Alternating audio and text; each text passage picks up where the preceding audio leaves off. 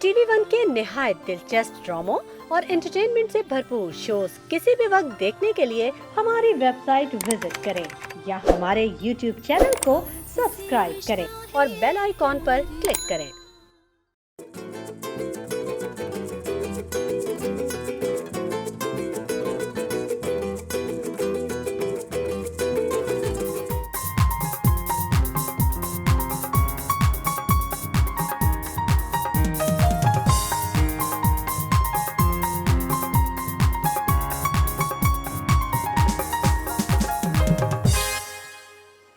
Welcome back खवातीन, अस्सलाम वालेकुम खवातीन और हज़रात, very good morning to all of you. आप सबको द मॉर्निंग स्टार में खुश आमदीद कहते हैं। आज का एक नया दिन है और आपने अपने हर दिन की शुरुआत बहुत सारे पानी से करनी है। जब आप सुबह सुबह पानी पीते हैं तो आपके अंदर जितने भी टॉक्सिन्स होते हैं वो एक जगह पे जमा होकर आपकी बॉडी से रिलीज़ होने की तैयारी पकड़ते हैं। पानी आपको बहुत ज़्यादा नशोनुमा भी देता है, आपको ताज़ा दम भी रखता है, आपकी एनर्जी पूरे दिन बरकरार रहती है। और आजकल आपको जानते हैं कि इतनी ज़्यादा गर्मी का जोर है, हम लोगों को हर वक्त पानी की एक बॉटल अपने साथ रखनी चाहिए। अगर आपकी जेब थोड़ी सी भारी है तो डिटॉक्स वाटर बना लें, उसके अंदर थोड़ा सा आप क्यूकम्बर, थोड़ा सा जो मिंट लीव्स होते हैं, पुदीना होता है वो डाल दें, क्यूकम्बर डाल दें, थोड़ा सा नींबू भी डाल दें, तो आप पूरा दिन जो है ताज़ा दम रहेंगे, अच्छा महसूस करेंगे। और उसके बाद आप चाय कॉफ़ी की तरफ आएँ, क्योंकि सुबह सुबह अगर आप पानी पियेंगे आप एक नेचुरली देखिएगा कि आपके पूरा दिन कितनी आपके अंदर एक कुव्वत रहेगी, एक हिम्मत रहेगी और आप आराम से अपना पूरा दिन गुजार सकते हैं। बहुत सारे लोग हैं जो सुबह उठते ही जो पहला काम करते हैं उन्होंने दांत ब्रश किए और फ़ौरन से खाना शुरू हो जाते हैं। काफ़ी लोग सुबह उठते ही फ़ौरन से चाय पी लेते हैं। एक बहुत ही बुरा कल्चर है बेड टी का, जो कि इंतहाई ख़तरनाक हो सकता है, क्योंकि जब आप चाय पीते हैं तो चाय आपके अंदर थोड़ी सी तेज़ाबियत पैदा करती है। और बहुत सारे लोग हैं जो कि कहते हैं हमें दिन भर यार जलन होती रही, एसिडिटी थी, तबीयत सही नहीं थी, क्योंकि आपने अपना दिन जो है वो पानी के साथ शुरू नहीं किया था। तो रोज़ाना जो सुबह का वक्त है वो कुनकुना सा थोड़ा सा जो रूम टेम्परेचर का पानी होता है उससे आप अपना डे स्टार्ट कीजिए और आप नोटिस करेंगे कि आप पूरा दिन हाइड्रेटेड रहेंगे, you will feel fresh, you will feel good और पूरा दिन बहुत अच्छा गुजरेगा। और फिर जब बाकी दिन की बात आती है तो फिर हम लोग ये सोचते रहते हैं कि अब काम में लग गए, अब चाय पी लेते हैं, फिर कुछ खा लेते हैं और फिर हमारा जो पानी का इंटेक है वो हम भूल जाते हैं। और फिर रात याद आता है शाम के वक्त, मगरिब के टाइम पे कि यार पूरा दिन हो गया पानी नहीं पिया हुआ। उसकी सबसे अच्छी जो रेमेडी है मैं आपको बताता हूँ। आप कभी भी शॉपिंग करने के लिए जाएं, अपने लिए अपनी मनपसंद पानी की बोतल खरीदिए।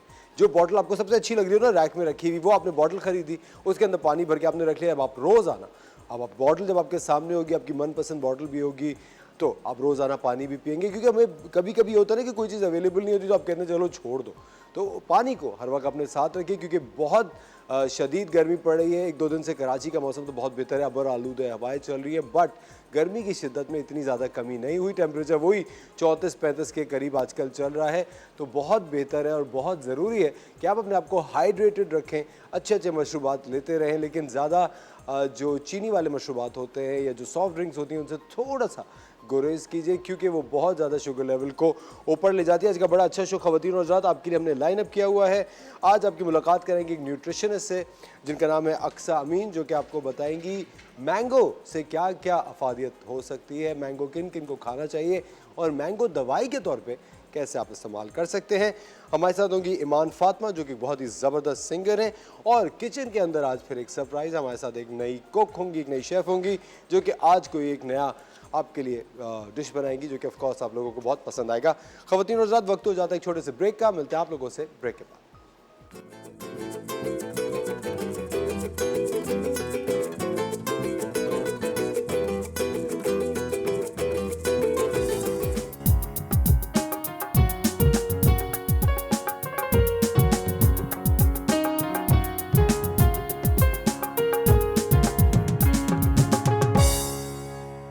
वेलकम बैक, आप देख रहे हैं द मॉर्निंग स्टार। वक्त हो जाता है फिटनेस का। फिटनेस के अंदर आपको पता है बहुत सारे लोग हैं जो कि रोज़ाना एक्सरसाइजेस करते हैं, सब कुछ करते हैं, लेकिन फिर भी उनके जो साइनसाइटिस है वो सही नहीं होता। साइनस की प्रॉब्लम बहुत सारे लोगों को रहती है, होती है, लेकिन काफ़ी दफ़ा लोग डॉक्टर्स को भी नहीं दिखाते।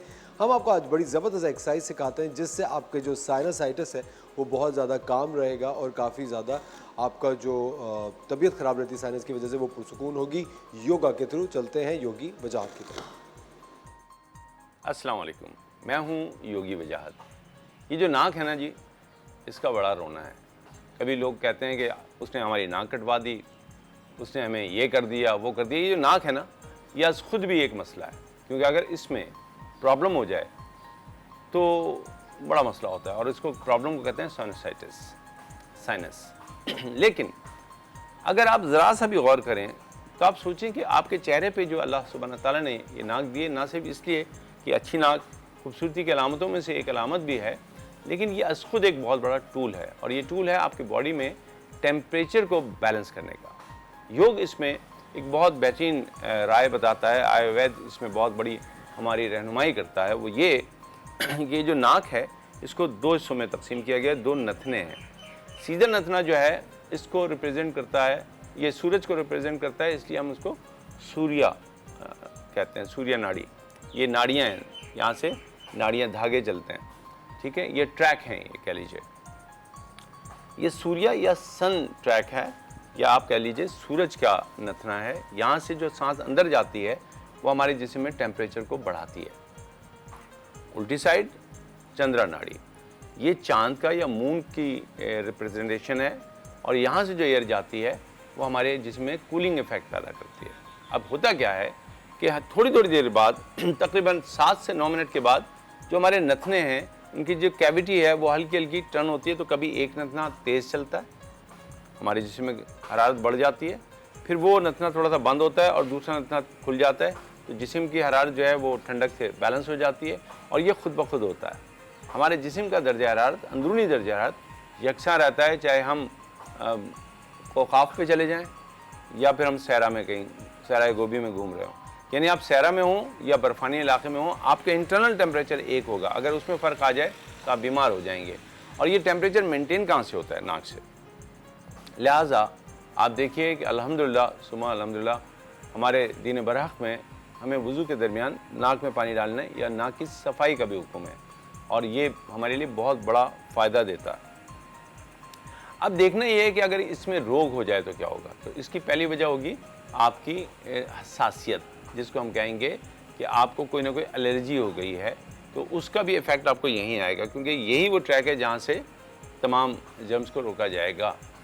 तो इसके लिए आपको बाकायदा डॉक्टर से रुजू करना है। लेकिन अगर आप इसका आम इस्तेमाल करना चाहें, यानी एहतियात करना चाहें और योग से मुतबादिल तरीक़ा इलाज से इसका इलाज करना चाहें, तो मैं आपको इसके कुछ हल बता देता हूँ। फ़र्ज़ कीजिए आपको साइनस है और साइनोसाइटिस की वजह से आप बहुत ज़्यादा परेशान हैं, तो इसमें योग एक आपकी मदद करता है, उसको हम कहते हैं जल नेति, नाक में पानी डालना। एक तो ये तरीका है नाक में पानी डालने का वज़ू का, और एक जो तरीका है जल नेति, उसमें नेति पॉट या कोई भी बर्तन ले लें जिसमें ज़रा थोड़ा सा नोज़ल ज़रा सा उसका ज़रा अच्छा हो, उसको यहाँ रखा और यहाँ से पानी डालना शुरू किया, तो क्या होगा कि इस कैविटी से निकल के वो इस कैविटी से वापस आ जाएगा, अंदर से होता हुआ। मुंह को खुला रखना, यहाँ से गिरना शुरू हो जाएगा, अब बाद वो मुंह से भी गिरता है। जब ये हो जाए तो थोड़ा सा नाक को सिनक लिया, साफ़ किया, फिर उसी ये पानी जो है नीम गर्म होगा और थोड़ा सा इसमें सॉल्ट होगा, लेकिन ये भी किसी उस्ताद की निगरानी में होगा। मैं तरीक़ा बता रहा हूँ, अब इसको बैठ के कैसे करते हैं वो भी आपको बता देता हूँ। इसके लिए मैं बैठने का एक ख़ास तरीका है, उसको इख्तियार करता हूँ। ये उखड़ू बैठूंगा,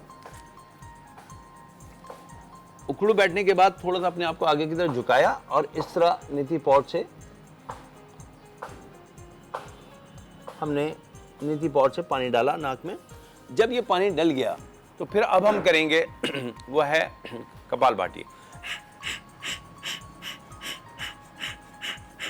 ज़ोर ज़ोर से नथनों को हम खाली करने की कोशिश करेंगे ताकि वो पानी जो हमारे अंदर थोड़ा बहुत भी जमा है वो निकल जाए, और ये करना बहुत ज़रूरी है। या इस तरह कर लीजिए। अजीब सा लगता है, लेकिन अजीब सा लगे आपको तो हम बताएंगे, इसलिए कि अगर आप हमसे सीख रहे हैं तो फिर उस्ताद को ये नहीं देखना होता कि जब वो सिखा रहा है तो वो कैसा लग रहा है। आप कैसे अच्छे लगेंगे, हमें ये हमारा ख्वाहिश है, हमारी इच्छा है कि आप जो है वो बहुत बेहतर नज़र आए। और साइनोसाइटिस में वो क्या इसकी अद्वियात है, मैं एक नाम नहीं ले रहा, लेकिन आप एंटी एलर्जी ले सकते हैं डॉक्टर से पूछ के। तो जल नीति आपके लिए बड़ा फ़ायदा देगी। अगर आप जल नीति नहीं कर रहे तो फिर क्या करें, तो फिर ये करें कि थोड़ा सा गुनगुना पानी लें, उसमें थोड़ा सा नमक डालें और उस नमक को इस तरह नाक में लेके जाएं और फिर निकाल दें। फिर थोड़ा सा पानी लें। अगर ये भी नहीं कर सकते तो फिर क्या कर सकते हैं, फिर आप ये करें कि पानी लें और थोड़ी सी देर नाक में पानी इस तरह रखें, ताकि उसकी गर्मी जो है आपकी कैविटी को फ़ायदा दे। इसके साथ साथ एक और मैं आपको हाल बताता हूँ, उल्टे हाथ का जो अंगूठा है, इसको किसी भी गर्म चाय के कप के साथ या गर्म बर्तन के साथ टच करें, जो कि मुनासिब होना चाहिए। बर्तन से मुराद गिलास हो गया, कप हो गया, जिसमें आपने चाय ली है। आप थोड़ी देर में ये अगर उल्टे हाथ का अंगूठा टच करेंगे तो आप महसूस करेंगे आपकी बंद नाक फ़ौरन खुल जाएगी। ये जो है सोजोग का तरीका है, एक इल्म है सोजोग, जो कि नेट पे आपको मिल जाएगा और उसमें आपको पता चल जाएगा कि आपका फेस और नोज़ का पॉइंट यहाँ कहाँ है। तो आपने गर्म किसी भी बर्तन के साथ जिसमें आपको चाय दी गई है बर्तन, तो आपने ये टच कर दिया। बहुत सिंपल है। ये तमाम तरह एहतियात यानी कि जलने थी और हमारा जो थम है, कुछ लोगों को मैं ये भी कहता हूँ जिससे फ़ायदा होता है कि आप इस उल्टे हाथ के अंगूठे को इस तरह मसाज करते रहें, इससे भी आपको फ़र्क पड़ेगा।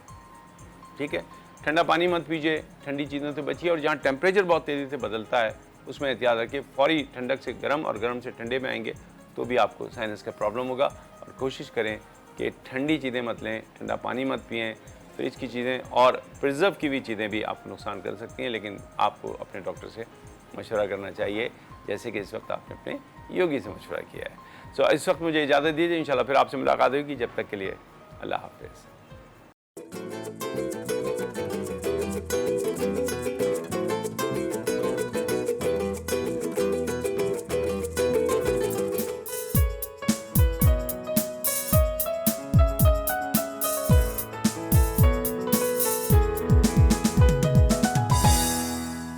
वेलकम बैक ख़वातीन और हज़रात, आप देख रहे हैं द मॉर्निंग स्टार। हमारे साथ हैं आपके हर दिल अजीज़ मिस्टर, बताओ नाम, मिस्टर हकीम शाह नज़ीर। अस्सलाम वालेकुम हकीम साहब, कैसे हैं आप? वालेकुम अस्सलाम। खैरियत से, ठीक ठाक है? आप कैसे हैं? ठीक है अल्हम्दुलिल्लाह। आज किस बारे में बात कर रहे हैं? आज हम बात करेंगे लिवर, जिगर के बारे में। जिगर के बारे में बात करेंगे। और बाज़ लोगों का फैटी लिवर हो जाता है, बाज़ को हेपेटाइटिस के असरात आते हैं, बाज़ को जॉइंटिस यानी यरकान के असरात आते हैं, लिवर काम करना छोड़ देता है। तो उसके क्या रीज़न्स होते हैं? और जिस तरीके से असर भाई बचपन में इंसान का जो जिगर होता है, छोटे होते हैं तो वो बहुत बेहतरीन काम, क्योंकि ग्रोथिंग एज में होते हैं वो, उसमें खून बनाने की सलाहियत भी होती है। और साथ में ये है कि जो ग़िज़ा खाते हैं वो ज़ूद असर होती है और उनकी बॉडी की नशोनुमा हो रही होती है। और कम खाते हैं, मुझे लगता है जब छोटे होते हैं तो आप कम भी तो खा रहे होते हैं, कम खेल खाते कूद हैं, में ज़्यादा होते हैं। खेल कूद होती है, जितनी वॉक होती है उतना बेहतर बॉडी होती है उनकी। जाहिर बात है, आपने देखा होगा बच्चे जो होते हैं कभी कमज़ोर नज़र आते हैं, कभी तकड़े नज़र आते हैं, कभी सांवले नज़र आते हैं, कभी गोरे नज़र आते हैं। वो ग्रोथिंग एज में होती है, हाइट बढ़ रही होती है उनकी। और जिससे आप अब खाने पीने में जैसे बहुत ज़्यादा बच्चे बाहर की चीज़ें खाते हैं, उनका भी लीवर पे बहुत ज़्यादा असर पड़ता है। और उसमें यह है कि जब वो लीवर उनका कमज़ोर होता है तो उनके अंदर आयरन की कमी होना शुरू हो जाती है। आजकल बच्चों में आयरन की कमी की शिकायत बहुत ज़्यादा आ रही है। और दूसरा ये है कि उनमें कैल्शियम, विटामिन डी की कमी होती है। जब कैल्शियम कम होता है तो बाज़ बच्चे जो हैं वो जैसे हाथ पाँव मुड़ने शुरू हो जाते हैं उनके। और अगर विटामिन डी की कमी हो जाती है उनको, तो उनके जिस्म में, आजकल बच्चे बताते हैं ना घर आके कि जी टांगों में दर्द हो रहा है, हाथों में दर्द हो रहा है, तो ये चीज़ें आना शुरू हो जाती हैं। तो बच्चों को जो है मॉनिटर करते रहा करें। और दूसरा ये है कि बाहर की चीज़ों को अवॉइड करें, घर पे साफ़ सुथरी चीज़ें दिया करें। और जिन लोगों का भी जिगर जिस तरीके से उससे बड़ी एज हो जाती है, 15-16 साल होती है, 18 साल होती है, उसमें ये है कि जब ज़ाहिर बात है एक हाइट बन जाती है, सब कुछ बन जाता है उनका, तो फिर उसके बाद जो बाहर की चीज़ें अगर बहुत ज़्यादा खाते हैं तो आजकल आप किसी का भी टेस्ट कराएंगे फैटी लिवर की तरफ लोग जा रहे हैं ज़्यादा। जिन लोगों को भी जैसे जिगर के गिर्द चर्बी आ जाती है, वर्म जिगर यानी जिगर में सूजन आ जाती है, तो ये एक अलामत आती है, इससे मुंह का जायका भी कड़वा होना शुरू होता है। दूसरी चीज़ होती है गॉल ब्लैडर। गॉल ब्लैडर अगर उसमें स्टोन वगैरह हो या उसमें कोई प्रॉब्लम्स आ जाएँ तो डेफिनेटली तौर पे उसका असर जिगर पे भी पड़ता है, जिगर फैटी होना शुरू हो जाता है। बाज़ डॉक्टर्स जो हैं वो जिगर का भी टेस्ट कराते हैं कि जी LFT करा लेते हैं, जिगर सूजा तो नहीं है। ज़ाहिर बात है जब पित्ते में प्रॉब्लम होगी ऑटोमेटिकली हो जाता है ये। और इसके अलावा जब जिगर वर्म जिगर या जिगर के गिर्द चर्बी आना शुरू होती है तो फिर उसके बाद ये है कि भूख की कमी होना शुरू हो जाती है, खून बनना कम हो जाता है, बलगम बनना ज़्यादा शुरू हो जाता है। तो इससे ये नुकसानात होते हैं, डार्क सर्कल्स आने शुरू होते हैं, मुंह का जायका कड़वा कड़वा महसूस होता है, कुछ भी खाते हैं कड़वा महसूस हो रहा है।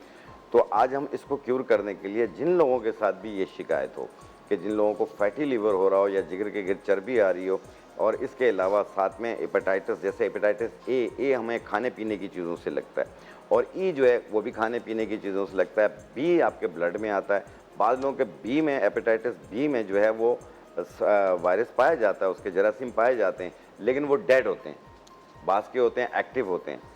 तो जो डेड होते हैं वो बेचारे परेशान रहते हैं कि कहीं एक्टिव ना हो जाएं ये वापस, ये एक प्रॉब्लम रहती है। तो एक हेपेटाइटिस ए, बी, सी और ई, इसको क्यूर करने के लिए, और एक चीज़ याद रखिएगा, हम ये जो चीज़ बता रहे हैं एज अ सपोर्ट बता रहे हैं, उसको क्यूर करने के लिए बता रहे हैं। अगर आपके पास डॉक्टर की मेडिकेशन है तो प्लीज़ उसको अपने डॉक्टर के मशवरे से जारी रखिएगा, उसमें रद्दोबदल ना कीजिएगा। तो आपने 1 गिलास पानी लेना है और इसमें हम डालेंगे, ये ज़रिश्क शीरी आता है, ज़रिश्क शीरी, ये 1 चाय वाली चम्मच, ये है नीलोफर के फूल, ये देखिए आप, नीलोफर के फूल, इसे कमल के फूल भी कहते हैं। इसका 1 फूल आपने डाला, मक्को दाना 1 चाय वाली चम्मच, ऊंट कटारा बूटी 1 चाय वाली चम्मच। इस तरीके से रात को भिगो दें इसे, सुबह निहार पेट इसे चम्मच के साथ शेक करें। ऐसे ऊपर तैरने दें? नहीं, इसको भिगो के सुबह के पूरा टाइम भिगो देना? हाँ, इस तरह शेक करना है आपने सुबह के टाइम, आपने इसको भिगो देना है। ठीक है। और सुबह के टाइम छान के इसे पी लें आप, रात को भिगो दें, सुबह छान के पी लें। 1 टाइम रोज़ाना करना है। पानी कम से कम हर 1 घंटे बाद, 1.5 घंटे बाद आधा गिलास से 1 गिलास पानी पिएं। आप देखिएगा ये आस्ते आस्ते आपका जिगर साफ होना शुरू हो जाएगा। और दूसरा ये है कि जो हेपेटाइटिस के असरात हैं वो आस्ते आस्ते ख़त्म होना शुरू हो जाएंगे। ये कम से कम 2-2.5 महीना कंटिन्यू करना है आपने। ठीक है। और गर्म चीज़ें जैसे अंडा, मछली, मुर्गी, बैंगन, बड़ा गोश्त, अचार, ये चीज़ें बंद करनी है। कोशिश करें टिंडा, तुरई, लौकी, शलजम, ये चीज़ें खाएं। अच्छा, मुझे एक बात बताएं हकीम साहब, बहुत सारे लोग हैं जो कि एक गलत आदत में मुब्तला होते हैं, जो कि तंबाकू नोशी है, उससे जिगर पे असर होता है? जी बिल्कुल होता है। देखिए, तम्बाकू नोशी से जिगर पे भी असर होता है, किडनीज पे भी होता है, लंग्स पे भी होता है। ठीक है, बाज़ लोगों को ये प्रॉब्लम का एहसास बिल्कुल नहीं होता, लेकिन बाज़ लोगों को इस तरह होता है कि जब तकलीफ़ बढ़ जाती है, डॉक्टर के पास जाते हैं, तो डॉक्टर चेक करता है, तो उसके फिर वो जो ख़तरनाक नजायज़ सामने बताते हैं, फिर पता तो चलता फिर है। उसके बाद पता चलता है, लेकिन फिर भी नहीं सुधरते हैं। लेकिन हकीम साहब, आपको पता है जिस तरह एक और बहुत ही बड़ी वबा है जिसका नाम, वो जो लोग गुटखा, मावा, सुपारी, छालिया, ये बहुत ज़्यादा खाते हैं, और सुपारी वगैरह के अंदर भी एक फ्लेवर डाला हुआ होता है, उससे जिगर पे क्या असरात होते हैं? देखिए, उससे जिगर पे भी असरात होते हैं, और मुंह के कैंसर होने के भी चांसेस बढ़ जाते हैं, लंग्स का कैंसर होने के चांसेस बढ़ जाते हैं उसमें। तो इसलिए गुटखा, मावा, आपने देखा होगा, किसी चीज़ को अगर बार बार रगड़ लगती है तो वहाँ पे कैंसर के चांसेस बढ़ जाते हैं। अब हम जब ये रगड़ लग रही होती है तो इससे मुंह छोटा होना शुरू हो जाता है। जब मुंह छोटा हो जाता है तो फिर उसके बाद आपकी ग़िज़ा कम हो जाती है। जब तक ये कंट्रोल में है आप बेहतर हैं। आप जैसी ही, जब इसमें पेन शुरू होता है, तकलीफ़ शुरू हो जाती है, जब डॉक्टर के पास जाते हैं, डॉक्टर इसकी दवा देने से पहले उसका बायोप्सी करते हैं कि आया इसमें सीए के चांसेस तो नहीं हो चुके हैं, या कोई ऐसे जरासीम तो नहीं आ चुके हैं। और जब ये जरासीम आ जाते हैं तो मैं खुदारा यही बात कहूँगा, जो गुटखा पान खाने वाले जितने भी लोग हैं, आप एक बार जिना हॉस्पिटल में या किरण हॉस्पिटल में जाके देख लें, जिनके ये गाल पूरे कटे हुए हैं। गाल पूरा काट देते हैं? हाँ, पूरा कटा हुआ है आपका, बाकायदा सब कुछ नज़र आ रहा होगा यहाँ से। ठीक है ना? तो जाहिर बात है, वो जिस तकलीफ़ से गुजरते हैं उनसे पूछो, वो कहते हैं कि काश मैं ये गुटखा नहीं खाता। अब अगर इसको छोड़ना चाह रहे हैं, आप आस्ते आस्ते करके छोड़ दीजिए, ठीक है। क्योंकि आप एकदम से छोड़ेंगे आपको तकलीफ होगी। आप रोज़ाना उसकी मिकदार कम करते जाएं, और कम करते जाएं, और कम करते जाएं। एक दिन आएगा आप ज़ीरो हो जाएगा, ख़त्म ही हो जाएगा।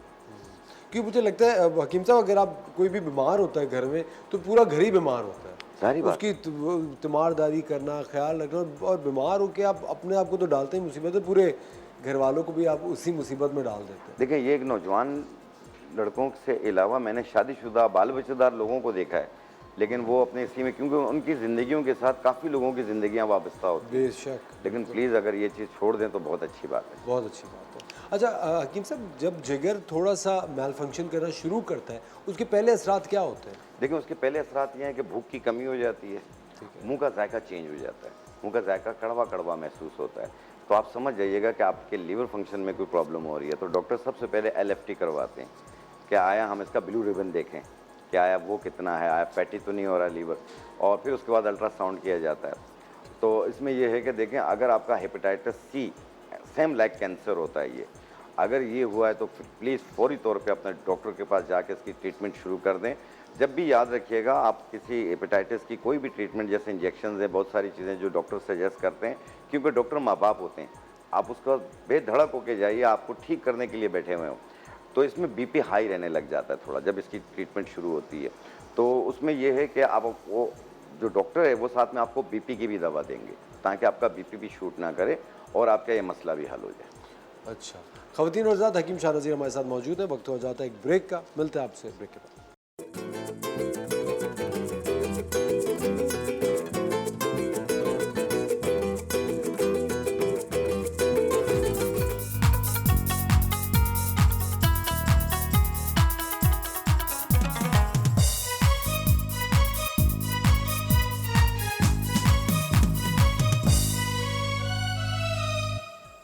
वेलकम बैक ख़वातीन और हज़रात, आप देख रहे हैं द मॉर्निंग स्टार। एक बार फिर आपको शो में वेलकम कहते हैं। हकीम शाह नज़ीर साहब हमारे साथ हैं और अगर आप इनसे बात करना चाहते हैं तो आप कॉल करें, लेकिन अपना सवाल जो है उसको मुख्तसर रखिएगा क्योंकि बहुत सारे लोग हैं जो कि कतार में हैं। अच्छा हकीम साहब, हमसे अलमास साहिबा ने पूछा है इस्लामाबाद से।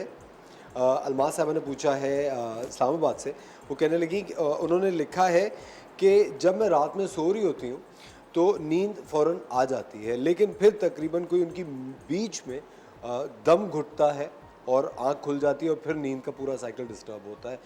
इनकी उम्र तकरीबन 47 और वज़न थोड़ा सा ज़्यादा है। देखिए, इसमें ये होता है कि जब बलगम रेशा होता है या गैसेस बहुत बनती हैं, जिसको भी एक बलगम रेशा होगा उनको तेज़ाबियत ज़रूर महसूस होगी। तो उस सूरत में ये है कि जब नाक बंद होती है तो रात को जब सो जाते हैं तो एकदम दम घुटता है। इसे कहते हैं साइनसाइटिस एलर्जी होती है। और इसमें यह है कि नींद से उड़ जाते हैं, फिर सो जाते हैं, फिर उड़ जाते हैं, फिर सो जाते हैं, ऐसा होता है। बेसुकूनी होती है, वो सुकून नहीं होता। तो ऐसी सूरत में एक पत्ते आते हैं बांसा के पत्ते।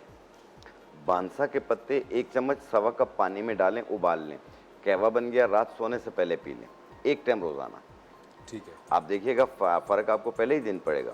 ये कुछ अर्सा यूज़ कीजिएगा, जब मुकम्मल ठीक हो जाए आप इसे रोक दीजिए। लेकिन मुझे एक बात बताएं हकीम साहब, को डाइट के अंदर भी तो कोई थोड़ी बहुत कमी पेशी करनी पड़ेगी ना? जाहिर बात है, बादी चीज़ें जैसे आलू, चावल, गोभी, पराठा, ये चीज़ें ज़रा कम इस्तेमाल करें रात में। और रात को सोने से कम 2 घंटे पहले आप खाना पीना कर लिया करें और खाना पीने के 2 घंटे बाद आप बेड पे जाएं। ठीक है, तो ये आपके लिए। लेकिन हकीम साहब मुझे एक बात वैसे बताएं, कौन सी ऐसी चीज़ें हैं जो कि रात को किसी सूरत किसी भी शख्स को सेहतमंद रहने के लिए नहीं खानी चाहिए? देखिए, सोते वक्त खाना नहीं खाना चाहिए, बेड पे ना खाएं खाना। आप अपना खाना अपनी जगह पे बैठ के खाएं। और दूसरा ये है कि खाना खाने के बाद एक 40-50 कदम चल लिया करें, ठीक है, तो इंशाल्लाह आपको तकलीफ नहीं होगी। अच्छा, यानी आप कह रहे खाने के बाद एक वॉक करनी चाहिए? थोड़ा सा हल्का वॉक करें, उसको वॉक नहीं कहेंगे, चहलकदमी कहेंगे। चहलकदमी करें, हाँ, दौड़ना नहीं है। अच्छा, हमारे साथ फवाद है कराची से, उनसे बात करते हैं। जी अस्सलाम वालेकुम फवाद। वालेकुम अस्सलाम, कैसे हाल है अफसर आपके? हेलो, वालेकुम अस्सलाम अफसर, आवाज़ आ रही है मेरी आपको? जी जी जी जी बिल्कुल आ रही है। जी फवाद, क्या सवाल है आपका? सवाल मेरा हकीम साहब से ये है कि अभी बकरीद के बाद से जो है मेरे लेफ्ट एड़ी में जो है काफ़ी सूजन सी है और तकलीफ है। तो मुझे किसी ने कहा था कि यूरिक एसिड का मसला हो सकता है, तो मैंने चेक कराया तो यूरिक एसिड थोड़ा बढ़ा हुआ आया है। तो चलने में बड़ा मसला हो रहा है, तो इसका कोई हिकमत के हवाले से कोई जवाब देना चाहें? बेहतर, बिल्कुल। असफर भाई, जिन लोगों का भी यूरिक एसिड बढ़ जाता है तो उनको एड़ियों में दर्द भी होता है, एड़ियों में सूजन भी महसूस होती है। और दूसरा ये है कि अगर आपकी नींद पूरी नहीं होगी तो इसमें एड़ियों में भी दर्द होगा, हिप्स बोन में भी दर्द होगा आपको। और जिनकी भी यूरिक एसिड बढ़ रही हो, एक बीज मिलेंगे आपको तुख्म करफ्स के नाम से, जिसे तुख्म करफस भी कहते हैं। इसे साफ़ कर लें, इसमें मिट्टी होती है। साफ़ करने के बाद 1 चाय वाली चम्मच 1 टाइम किसी भी वक्त, यानी सुबह से लेकर रात तक किसी भी वक्त 1 टाइम रोज़ाना 1 चाय वाली चम्मच पानी के साथ इस्तेमाल करें और ये 2 महीने तक कीजिए। फिर अपना यूरिक एसिड टेस्ट करवा लें, इंशाल्लाह 5 पॉइंट से भी नीचे आया हुआ होगा। गोश्त वाली चीज़ें, दालें, मेथी, पालक, टमाटर, ये बंद कीजिएगा। अच्छा, मेथी पालक टमाटर भी सब्जियां हाँ, बंद कर दें? मेथी, पालक, टमाटर और साग, ये चीज़ें यूरिक एसिड बढ़ाती हैं। ठीक है। आप कोशिश कीजिए टिंडा, तुरई, लौकी, शलजम, ऐसी चीज़ें खाइए। हकीम साहब, यूरिक एसिड अगर बढ़ा तो क्या निशानदेही होती है उसकी? इसमें एक तो पूरे जिस्म में पेन होता है, टांगों में दर्द होता है, स्वेलिंग महसूस होती है और यही एक अलामात आती हैं इसकी। और थकावट बहुत ज़्यादा महसूस होती है, पाँव वजनी वजनी महसूस होते हैं। अच्छा, हमारे साथ अजीज़ा है सरगोदा से। हेलो जी, अस्सलाम वालेकुम अजीज़ा। वालेकुम सलाम जी। मैंने सर को से फ़ोन किया है। मैंने हकीम साहब से पूछना है कि जब मैं रात को सोती हूँ ना, तो सोते ना मेरा मुंह खुल जाता है। मैं नाक की बजाय मुंह से सांस लेती हूँ। मेरे सांस लेने में ना बहुत दुश्वारी होती है। सोते जी तो मुंह बिल्कुल, से सांस लेते मुंह से सांस लेती है, नाक इनकी बंद हो जाती है और इसकी वजह से ना अक्सर लोगों को सर दर्द भी फील होता है, सुस्ती काहली महसूस होती है, सुबह के टाइम उठते हैं तो बहुत लेजीनेस होती है, सर भारी रहता है। तो ऐसी सूरत में आपने लेना है, एक बूटी आती है बनफशा के पत्ते। बनफशा के पत्ते ये एंटी एलर्जी भी होते हैं। इसकी 1 चम्मच सवा कप पानी में डाल के उबाल लें। 1 कप सुबह, 1 कप शाम पिएँ 2 दिन तक। 2 दिन के बाद 1 टाइम कर दें रात को, 3 दिन तक बिल्कुल ठीक हो जाएंगे इंशाल्लाह। ये इनको नाक भी खुल जाएगी और ये जो दम घुटता है, इनका सांस फूलता है, ये सब सही होना शुरू हो जाएगा। हकीम साहब मुझे एक बात बताएं, हिकमत के अंदर नीम के पत्तों का कितनी वैल्यू है? बहुत ज़्यादा वैल्यू है। अच्छा, नीम के पत्ते बहुत सारे कामों में लिए जा सकते हैं। एंटीवायरस होते हैं, एंटी जरासीम होते हैं। ये हर किस्म की खारिश एलर्जी को भी ख़त्म करते हैं। ब्लड प्यूरीफाई होता है, खून धोने में काम आता है। एक्नी के दाने ख़त्म करती है। जैसे एक्नी के दाने अगर बहुत ज़्यादा निकल रहे हो तो आपने लेने हैं 20 ग्राम नीम के पत्ते, 20 ग्राम सफ़ेदा काशगरी, 20 ग्राम हुस्न यूसुफ।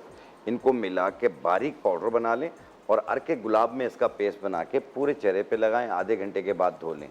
ये 1 महीना कीजिए, एक्नी के दाने भी ख़त्म होंगे, उसके निशान भी ख़त्म हो जाएंगे। ज़बरदस्त। हमारे साथ है लीना सक्खर से। अस्सलाम वालेकुम लीना। हेलो, अस्सलाम वालेकुम। जी वालेकुम सलाम, क्या सवाल है आपका लीना? हकीम साहब से बात करनी है। मुझे ना पीरियड का बड़ा प्रॉब्लम होता है। क्या होता है जी? दोबारा कहिएगा। मुझे ना पीरियड का प्रॉब्लम होता है ना, हर महीने को ना पीरियड नहीं आते। दवाई वगैरह खाऊंगी तो फिर आएंगे। इलाज भी काफ़ी करवाया। अच्छा, इनकी आवाज़ समझ में नहीं आ रही है। आप थोड़ा ऊंचा बोलेंगी लीना प्लीज़? मैं कह रही हूँ पीरियड का मेरे का प्रॉब्लम होता है। इलाज भी करवाया बहुत ना, डॉक्टर वगैरह से फर्क नहीं आ रहा। कभी भी हर महीने को मैं दवाई खाऊंगी तो फिर आएंगे पीरियड। अच्छा, इनको पीरियड्स का प्रॉब्लम है, मेडिसिन खाती हैं तो पीरियड्स अच्छा, रेगुलर अच्छा, होते हैं, अच्छा, वरना अच्छा। फिर देखें, जिन हमारी बहनों को पीरियड साइकिल में प्रॉब्लम हो रही हो, जैसे 2-2 महीने बाद आते हैं, 3-3 महीने बाद आते हैं और वज़न भी बढ़ता जा रहा है और साथ में गर्मी की शिद्दत बहुत ज़्यादा फील होती है, हॉट फ्लैशेस आते हैं, तो ऐसी सूरत में आप गाजर के बीज ले लें। गाजर के बीज उन्हें साफ़ करके बारीक पाउडर बना लें। 1 चाय वाली चम्मच सुबह निहार मुँह पानी के साथ रोज़ाना लें 2 महीने तक। बीच में पीरियड साइकिल हो जाए, आप इसे रोक दें, जब फ्रेश हो जाए फिर दोबारा स्टार्ट कर लें। उसके बाद आपको मज़ीद ज़रूरत नहीं पड़ेगी, उससे पीरियड साइकिल भी रेगुलर हो जाएंगे और साथ में वेट भी कम होना शुरू हो जाएगा। अच्छा, हकीम साहब कोई और रेमेडी बता रहे हैं? जी बिल्कुल, एक है रेमेडी जिनका वेट कम नहीं हो रहा और साथ में फैटी लीवर भी हो रहा हो, फालतू फैट्स बन रहे हो, उसको कम करने के लिए आपने लेना है, ये मर्द और ख़वातीन दोनों इसे इस्तेमाल कर सकते हैं। ये ऊँट कटारा बूटी 1 चाय वाली चम्मच, मक्को दाना 1 चाय वाली चम्मच और ये लेमन ग्रास 2 टुकड़े, इन्हें सवा कप पानी में डाल के आप इसे उबाल लें। ये कहवा बन जाएगा। रात सोने से 1 घंटा पहले रोज़ाना पिएं आप देखिएगा हर 5 दिन में 1 किलो वज़न कम होता जाएगा। हर हफ्ते और 1 साथ किलो? में जो इसे सुबह उठते हैं चेहरे पे स्वेल महसूस होता है, वो चीज़ भी ख़त्म हो जाएगी। मुंह का जायका भी बेहतर हो जाएगा। फैटी लीवर के लिए भी बहुत ज़्यादा बेहतर है ये। और तीसरी चीज़ होती है यरकान के असरात, जॉइंटिस, पीला पीला हो जाता है, नाखून पीले हो रहे होते हैं, हाथ पाँव पीले हो रहे होते हैं और इसमें भी भूख नहीं लगती है, तो उसको ठीक करने के लिए देखें, यरकान जो है वो 3 दिन से लेके 21 दिन तक में ख़त्म हो जाता है ये। तो उसके लिए आप लेंगे ये ज़रिश खीरी 1 चाय वाली चम्मच, सौंफ 1 चाय वाली चम्मच, तुख्म कासनी 1 चाय वाली चम्मच। ऐसे रात को भिगो दें इन्हें और सुबह निहार पेट छान के ये पी लें। फिर सुबह भिगो दें, रात सोने से पहले पी लें। 2 टाइम रोज़ाना करना है और कम से कम 21 दिन तक इस्तेमाल करें। गर्म चीज़ें जैसे अंडा, मछली, मुर्गी, बैंगन, बड़ा गोश्त, ये चीज़ें अवॉइड करें और पानी का टेक ज़्यादा रखें। इंशाल्लाह ये बिल्कुल क्योर होता जाएगा, आपका जॉइंटिस ख़त्म हो जाएगा। हकीम साहब बहुत बहुत शुक्रिया आपका। Thank you. Thank you very much. ख़वातीन और हज़रात, वक्त हो जाता है एक छोटे से ब्रेक का। ब्रेक के बाद आपकी मुलाकात कराएंगे हम अक्सा अमीन से, जो कि एक बहुत ही शानदार न्यूट्रिशनिस्ट है। अगर आपकी डाइट को लेके कोई सवाल हो तो आप उनको कॉल करके उनसे बात कर सकते हैं। मिलते हैं आपसे थोड़ी सी देर।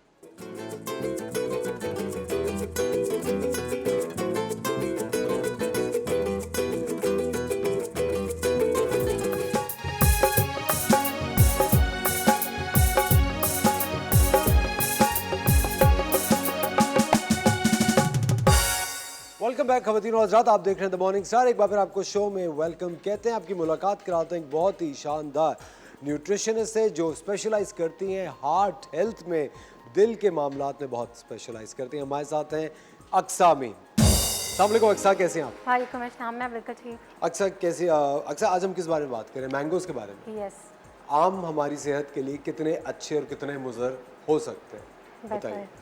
मेनली जब भी मैंगोज़ की मैं बात करती हूँ, मैं हमेशा ही कहती हूँ कि ये एक सुपर फूड है। Why? Because it contains over 20 different minerals and vitamins.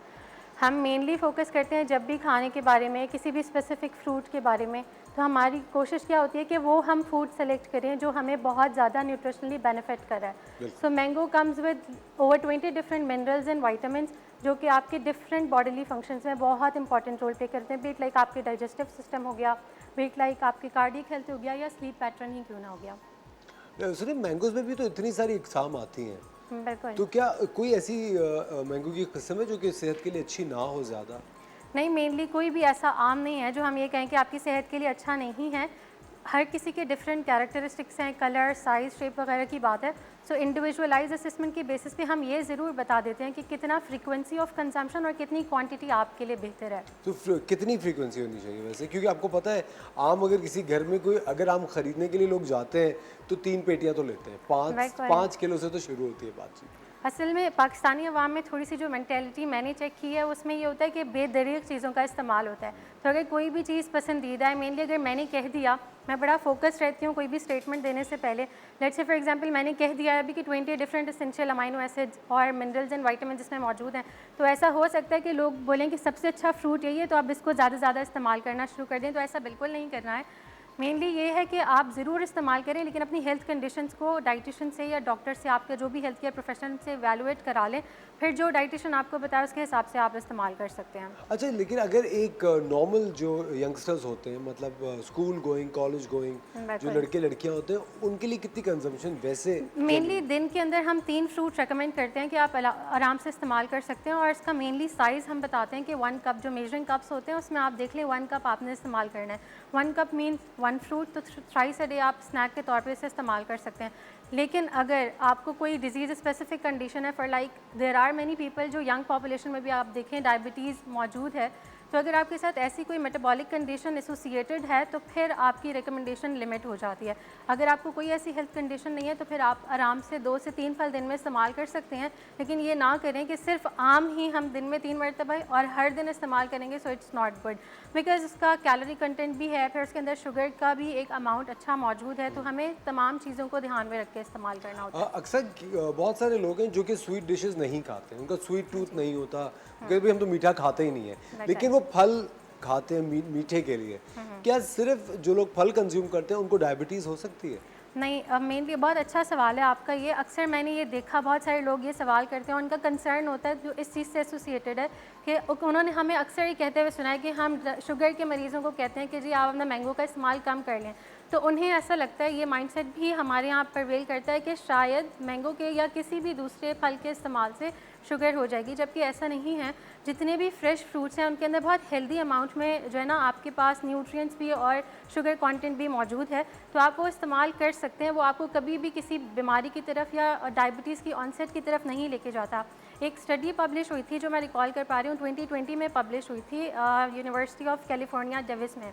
तो उन्होंने ये बात बताई थी कि भाई जब आपने मैंगो का इस्तेमाल कराया, फ्रेश फ्रूट्स, जब उन्होंने कुछ शॉर्ट स्टडी थी, सैंपल लिया उन्होंने, और इसमें मैंगो पे मेनली ये रिसर्च हुई थी कि हफ्ते में 3 मरतबा उन्होंने इस्तेमाल करवाया और ये देखा गया कि उससे जो है प्रिवेंशन रही डायबिटिक पॉपुलेशन की कंपैरेटिव टू दोज जो फ्रेश फ्रूट्स बिल्कुल इस्तेमाल नहीं करते थे। अच्छा, यस।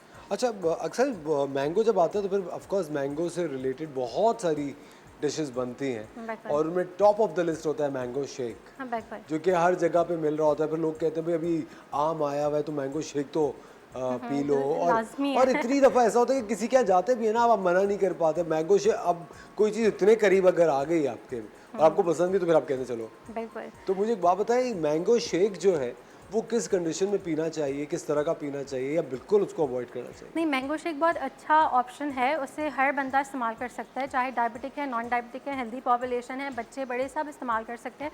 थोड़ी सी रिकमेंडेशन चेंज हो जाती है कि अगर आपने इस्तेमाल करने, क्योंकि एक ये जो है ना न्यूट्रिएंट डेंस फूड होता है, क्योंकि इसके अंदर आप योगर्ट भी ऐड कर सकते हैं, इसके अंदर आपने मिल्क भी ऐड किया हुआ है, फ्रूट की अपनी वैल्यू उसके अंदर मौजूद है, तो आप बेशक इस्तेमाल करें, बट शुगर के कंटेंट को थोड़ा सा अवॉइड करें। चीनी इंस्टेड ना ऑफ वाइट मिलाएं शुगर, ना? हाँ बिल्कुल आप ना मिलाएं। अगर आप चाहें तो आप आर्टिफिशियल स्वीटनर का इस्तेमाल कर सकते हैं, बहुत सारी ब्रांड्स मौजूद हैं, कोई सा भी आप यूज़ कर सकते हैं।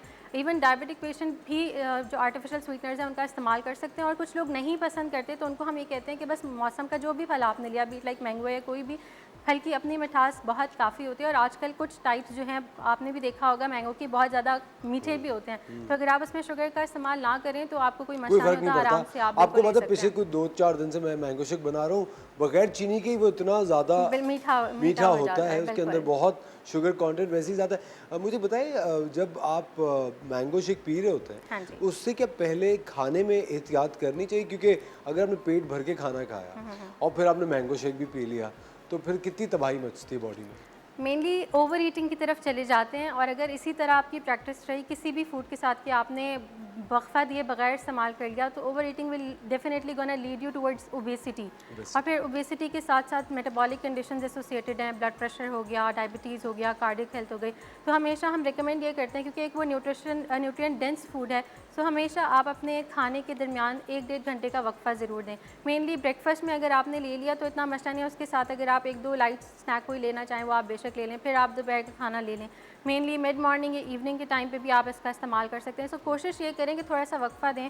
और अच्छी प्रैक्टिस ये होती है कि अगर आपने 1-1.5 घंटे का वक्फा दे दिया तो आप एक टाइम पे ज़्यादा खाने से खुद को बचा सकते हैं। बचा सकते सो इट्स लाइक अगर आपका पोर्शन ज़्यादा है और आपको लगता है आप वेट लॉस करना चाहते हैं, तो आपके लिए क्विक टिप हो सकती है कि आपने अगर मैंगो का इस्तेमाल कर लिया तो आप थोड़ा सा वक्फा दे लें, फिर अपना खाना खाएं, तो आपको अल्टीमेटली फ़ील होगा, क्योंकि मैंगो के अंदर फाइबर बहुत अच्छा है जो आपको फीलिंग ऑफ फुलनेस देता है, तो आपको फिर ये फील होगा कि भाई आपको ज़्यादा क्वांटिटी में खाना खाने की ज़रूरत नहीं, आपका पेट भरा हुआ है। मुझे एक बात बताएं, अक्सर जिस तरह आप एक न्यूट्रिशनिस्ट हैं, ऑफ कोर्स बहुत सारे पेशेंट्स को आप रोज़ाना डील करते होंगे, मुझे ये बताएं क्या फूड की एडिक्शन हो सकती है? जिस तरह एक नशा, लोग किसी नशे की आदत में पड़ जाते हैं और उसके पीछे ही पड़ जाते हैं, वो तो मेनली मीठे के साथ ऐसा एसोसिएटेड है, बिल्कुल स्वीट के साथ हाँ जी बिल्कुल। मीठा अगर आप खाना शुरू करें तो बस आपकी क्रेविंग्स बढ़ती जाती हैं। और निशास्ता जिसे हम कार्बोहाइड्रेट्स कह रहे होते हैं, उसकी भी क्वांटिटी जो है हर बंदे की वेरी करती है।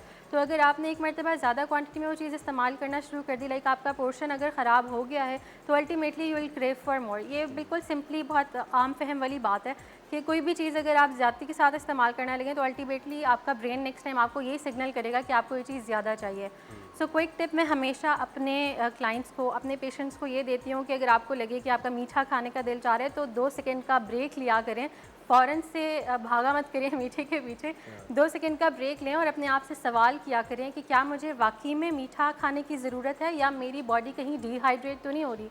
मेनली आपको क्रेविंग्स कब होती है? जब आपकी बॉडी डिहाइड्रेट हो रही है। पहले पानी पी लिया करो। हाँ, मेक श्योर कि आपका हाइड्रेशन लेवल अच्छा हो, और जब आपको 2 मिनट का वक्फा लेने का मैंने कहा है तो उस टाइम पे 1 गिलास पानी पी लें। अच्छा, तो मुझे हाँ जी। मुझे ज़्यादा पर अक्सर मैंने अगर अपने तजुर्बा आपसे डिस्कस करूँ ना, मुझे I have a sweet tooth, तो मुझे बहुत ज़्यादा लेमन टार्ट्स और इस तरह की चीज़ें जो थी ना, I personally have a sweet tooth too। तो एक बड़ा दिल चाह होता है ना इस तरह की चीज़ें खाने का। मैंने जो चीज़ रियलाइज़ की कि जब कभी इसकी क्रेविंग होती है ना, मैंने उससे पहले डिटॉक्स वाटर पीना शुरू कर दिया, वो क्रेविंग उसकी कट हो जाती है। जबकि डिटॉक्स वाटर मीठा तो होता नहीं है, बिल्कुल। उसके अंदर क्यूकम्बर होगा, धनिया बिल्कुल, पुदीना बिल्कुल, होता है बिल्कुल। और लीमू होता है, तो उससे, लेकिन उससे वो मीठे की जो क्रेविंग होती है ना, वो इमीडिएटली तकरीबन 20% पे चली जाती है, फिर आप आराम से अवॉइड कर सकते हैं। Mainly it is associated with the hydration level. फिर आप हाइड्रेशन अपनी कैसे भी पूरी कर रहे हो, प्लेन वाटर से कर रहे हो या जो भी आपकी प्रेफरेंसेस हैं। स्पेसिफिकली अलग से मैं डिटॉक्स वाटर का कोई रोल नहीं कहती हूँ, क्योंकि हमारी बॉडी में बहुत से ऑर्गन्स नेचुरली मौजूद हैं जो डिटॉक्सिफिकेशन का काम कर रहे हैं। बिल्कुल।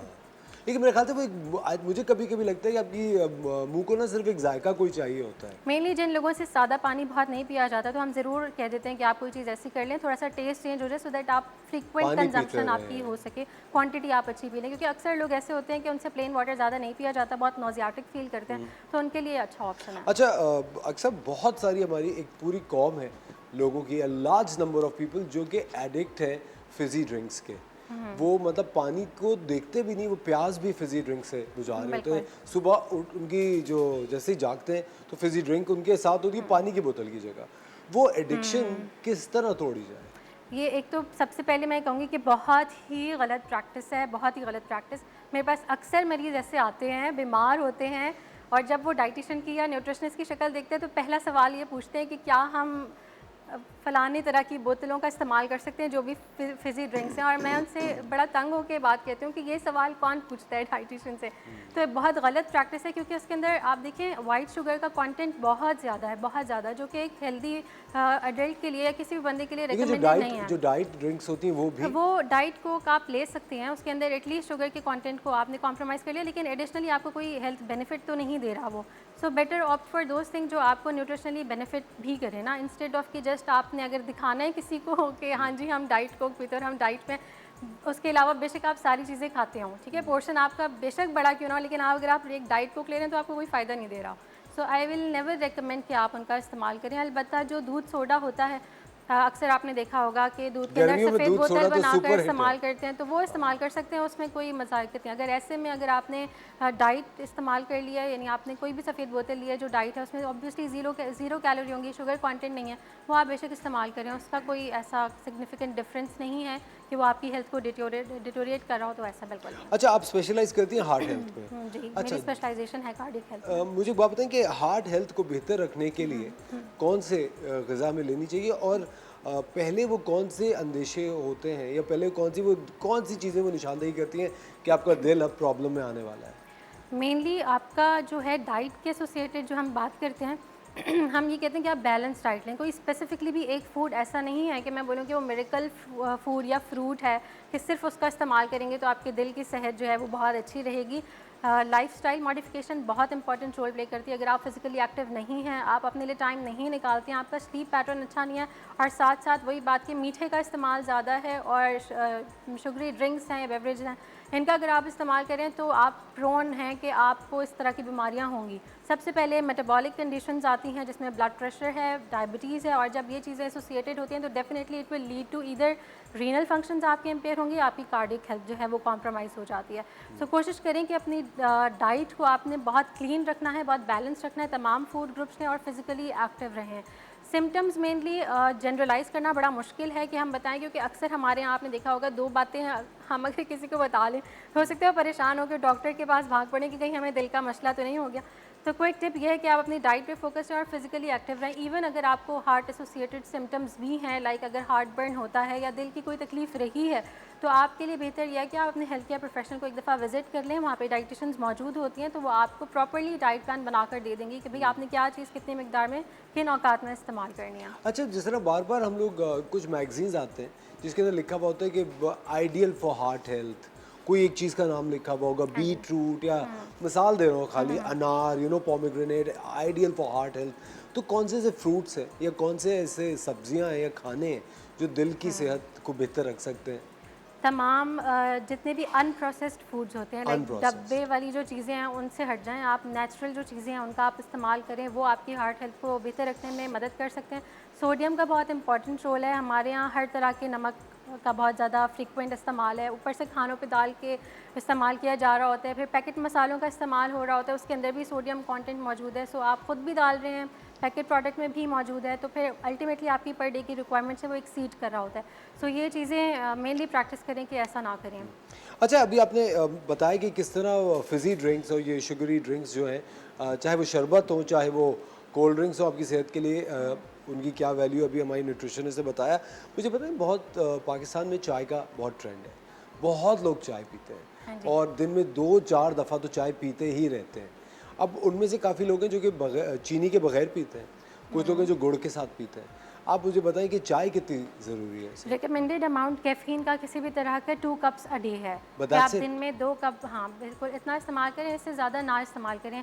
और कॉफ़ी हो गया या आपकी चाय हो गई, तमाम चीज़ें हाइड्रेशन में ही आ रही होती हैं, तो अगर आप इस्तेमाल करते हैं it's good, but moderation is the key, कि हर चीज़ को आप म्याना रवि के साथ इख्तियार करें। ये ना हो कि अब चाय पसंद है। I have seen so many people कि जिनकी सुबह भी चाय से होती है, फिर 1 घंटे बाद भी उन्हें चाहिए होते हैं। तो मेनली 6 कप्स अ डे वो ले रहे होते हैं और इनका मेन क्या होता है कि बगैर इसके हम फंक्शन नहीं कर सकते या हमारा सर दर्द ट्रिगर आई कर थिंक मुझे जाता लगता है। है वो हम अपने को खुद उस कंडीशन बिल्कुल बिल्कुल ऐसा ही है। मैं अपने ब्रेन को जो सिग्नल्स दूँ मेरा दिमाग बिल्कुल वैसे ही बिहेव करेगा। एग्जैक्टली, बिल्कुल। So it's all in my hand. Psychological problem. Problems होती हैं ऑब्वियसली। वही बात है कि जितने अर्से आप अपने ब्रेन को जिस तरह से ट्रेन करेंगे, वो बेचारा खुद से कुछ नहीं कर रहा, आप ही उसे सिग्नल्स देते हैं और फिर वो उसी हिसाब से वो प्रैक्टिस करके उसी तरह चलने लगता है। सो इसीलिए आपने देखा होगा अक्सर लोग जब हेल्दी ईटिंग की तरफ आते हैं तो उन्हें शुरू में बहुत मुश्किल होती है। या किसी भी एडिक्शन से जब आप बाहर निकलने की कोशिश करें तो आपको मुश्किल क्यों होती है? क्योंकि लॉन्ग टर्म आपने अपनी बॉडी को, अपने ब्रेन को सिखा दिया है कि आपने सुबह क्या करना है, कितने कप चाय लेनी है, दिन में कैसे रहना है, बैठे रहना है या चलना है। तो वो तमाम चीज़ें आप अपने ब्रेन को सिग्नल कर चुके हैं।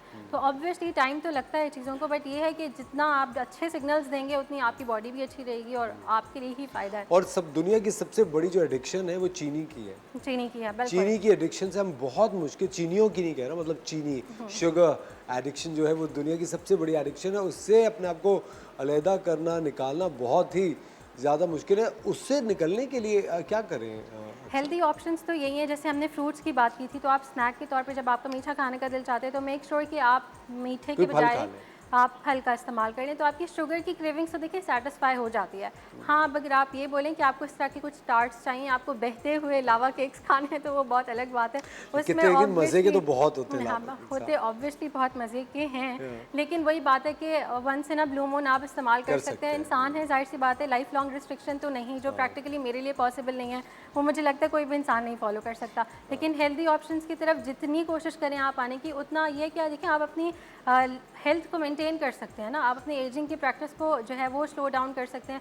हेल्दी रहना और लंबी ज़िंदगी गुजारना आई थिंक सबको ही पसंद है, सब तो उसके चाहते लिए हैं थोड़ी और मेरे ख्याल से कोशिश तो एजिंग करनी सबसे ज़्यादा होती है अगर आप शुगर ज़्यादा ले रहे होते हैं। अक्सर आपने देखा होगा आजकल बहुत सारे ऐसे ब्रांड्स खुल गए हैं जो कि 4-5 ड्रिंक्स, 4-5 फलों को मिला के हाँ जी। एक कोई ड्रिंक बनाते हैं, स्मूदी बनाते हैं या कुछ बनाते हैं, जिसके अंदर मेन्यू कार्ड में भी होता है कि ये सारी बेरीज हैं, ये सारे ये हैं, इसमें शहद भी है और दूध भी है, फलाना, ये सारी चीनी उसके अंदर मिसिंग होती है, इट्स विदाउट शुगर।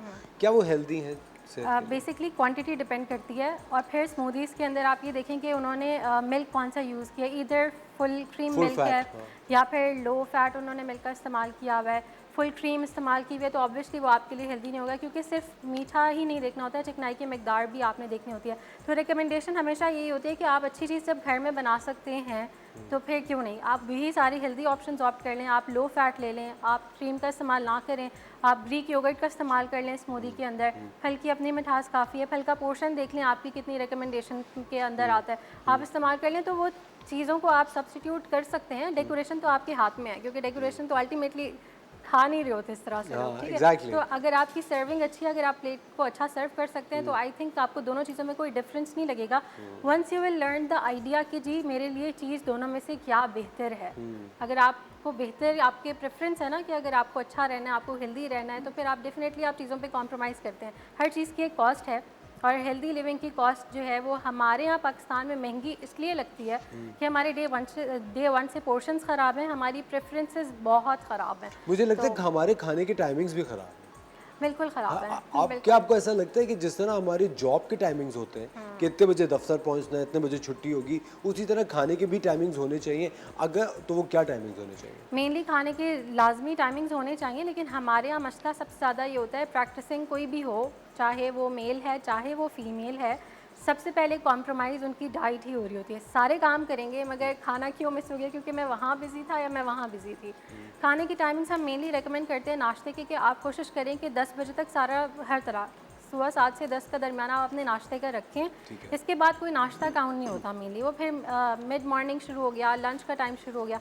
इसी तरह 1 बजे आप खाना खा लें, 1 से 2 का दरमियान रखें अगर आप खाना खा सकते हैं, इससे ज़्यादा डिले ना करें, क्योंकि फिर आपने शाम की चाय भी लेनी है। फिर वही वाली बात आ जाती है कि सारी चीज़ों को एक साथ मिलाकर खाएंगे तो ओवर ईटिंग, फिर हार्ट बर्न, फिर ऑब्वियसली फिजिकल एक्टिविटी भी नहीं है, पेट पे इतना बोझ पड़ता है। बिल्कुल बिल्कुल ऐसे ही है। और कोशिश करें रात का खाना 8 बजे खा लें, फिर उसके बाद जल्दी सो जाएं। हमारे यहाँ मसला जल्दी खाने का इसलिए नहीं होता क्योंकि रात बहुत देर तक जागते सब हैं। 10 बजे खाना खाते हैं। हाँ सब 10 फिर उसके बजे बाद- जो रेस्टोरेंट्स में रश होता है वो देखने से ताल्लुक रखता है। बिल्कुल। और फिर मतलब अब 10 बजे खाएंगे तो बंदा सोता फिर 12-1 तो बजे। मेनली चलिए वो तो बाहर निकली हुई आवाम है, उनकी समझ आती है, चलिए हो सकता है वो आउटिंग के लिए निकले हो 10 बजे खा रहे हैं, मगर हमारे यहाँ घरों में भी ये प्रैक्टिस हो चुकी है अब कि रात देर तक जागने से खाना भी देर से खाते हैं। तो रात के टाइम तक आपका जो मेटाबॉलिज्म है वो स्लो हो रहा होता है, थक बॉडी को जाता है। रेस्ट चाहिए होता है, तो उस टाइम पे आप खाएंगे तो क्या कैलोरीज बर्न होंगी। फिर अक्सर आपने भी सुना होगा लोग कहते हैं हम खाते तो कम है लेकिन हम फिर भी मोटे हो रहे हैं। इसका रीज़न ये है कि आपकी टाइमिंग्स बहुत बड़ा इम्पैक्ट क्रिएट करती हैं आपके मेटाबॉलिज्म पे। जिस टाइम पे बॉडी को सोने की और रेस्ट की ज़रूरत है तो वो कुदरती निज़ाम ऐसा है वो वैसे ही बिहेव करेगी। आप जितनी भी उसे जगाने की कोशिश करें तो आप अपनी बॉडी पे एक बर्डन ही डाल रहे होते हैं। तो इसीलिए खाना रात का खाना कोशिश करें कि जल्दी खा रहे हैं और बॉडी को थोड़ा रेस्ट दें ताकि वो अपने फंक्शंस को, अपने फिजियोलॉजिकल फंक्शंस को नॉर्मली परफॉर्म कर सकें। अच्छा, अगर कभी रात का खाना लेट हो जाए, मतलब आपने नहीं खाया, बिजी थे, जिस तरह आप लाइफस्टाइल की वजह से बता रही हैं, अगर 8 से 9:30, 10, 11 बज गए और फिर क्या करना चाहिए? कोई एक छोटी सी चीज़ खा के सो जाओ और फिर सुबह यानी नाश्ता लेट हो सही गया कर लें। और फिर हाँ, तो तब ये कोशिश करें कि आप कुछ हल्का ले लें, रात का खाना फिर हल्का रखें। लेट्स से फॉर एग्जांपल पहली कोशिश तो ये करें, आवाम को मेरे ख्याल से ये ऑप्शन ही नहीं देना चाहिए कि बिल फर्ज ऐसा हो गया, क्योंकि वो एक दफ़ा अगर हम लीनियंसी दिखाते हैं तो वो 6 दफ़ा उन्होंने खुद दिखाने होते हैं। खुद कर डॉक्टर साहब लेना। कौन सा देख रहे हैं ठीक है। कितना सही तो कह रही हैं, हाँ। पहली बात ये है कि आप I always like the practice, जो कि मैंने खुद भी देखा। अगर मैं किसी कंसल्टेंट के पास गई तो अगर आप बहुत स्ट्रिक्टली एक दफ़ा ज़ोर से डांट के कह देना कि ये चीज़ नहीं करनी है, तो अगर अगला बंदा करना चाह भी रहा होगा ना तो 6 मरतबा उससे आवाज़ ज़रूर आएगी कि जी बंदे ने मुझे मना किया था। तो it has a very strong impact on psychology. तो मैं ये रेकमेंड करती हूँ कि आप वो ऑप्शन ही ना देना कि अगर कभी हो गया ऐसा, क्योंकि कभी हो गया ऐसा एक दफ़ा होगा, दूसरी दफ़ा का चांस समझे आपने अपने जिस्म को, अपनी प्रैक्टिस को खुद दे दिया, दूसरी दफ़ा आपका ब्रेन वही सिग्नल देगा आपको। सो इट्स बेटर कि आप वो ऑप्शन रखें ही ना। आप कोशिश करें कि आपने टाइमली खाना खाना है। फिर इंसान है ज़ाहिर है, कभी अगर हो गया, मौका नहीं दें, लेकिन कभी अगर हो गया तो फिर कोशिश करें कि लाइट स्नैक ले लें आप, ताकि जब आप सुबह उठेंगे आपको सही से भूख लगी होगी, आपका मेटाबॉलिज्म तेज़ होगा, फिर जो चीज़ आप खाएंगे तो आप हेल्दी भी फील करेंगे, एक्टिव भी फील करेंगे और दिन भर आपका जो मेटाबॉलिज्म है वो अच्छा काम करेगा। अच्छा, कोई एक चीज़ ऐसी बताएं जो कि हमें अपनी डाइट में हर वक्त रखनी चाहिए, डिटॉक्स, बॉडी डिटॉक्स करने के लिए, लहसुन हो, अदरक हो, कोई भी ऐसी चीज़? ऐसी स्पेसिफिकली लहसुन अदरक या कोई चीज़ नहीं, लेकिन फाइबर का इस्तेमाल मैं ज़रूर कहती हूँ कि चाहे वो फ्रूट से हो चाहे वेजिटेबल से। हमारे यहाँ वेजिटेबल का इंटेक नहीं होता, कुछ एक टाइम तक शायद मैं भी नहीं करती थी, but after knowing the importance obviously I prefer कि आप अपनी डाइट में हर चीज़ का इस्तेमाल रखें और इसमें फल और सब्ज़ी का मुतबादिल कोई भी नहीं है। सो मेक बिल्कुल सही श्योर कह रही उनका इस्तेमाल अच्छा हो। और कम पकी हुई हो। हाँ जी, बिल्कुल। ज़्यादा उसके अंदर तेल और उसके अंदर और मसाले मत डालें, थोड़ा सा लाइट बनाएं। और बहुत बहुत शुक्रिया अक्सा आपका, thank you very much, lovely having you on the show. हम लोग लेते हैं एक छोटा सा ब्रेक ख़वातीन और हज़रात, और मिलते हैं आप लोगों से ब्रेक के बाद।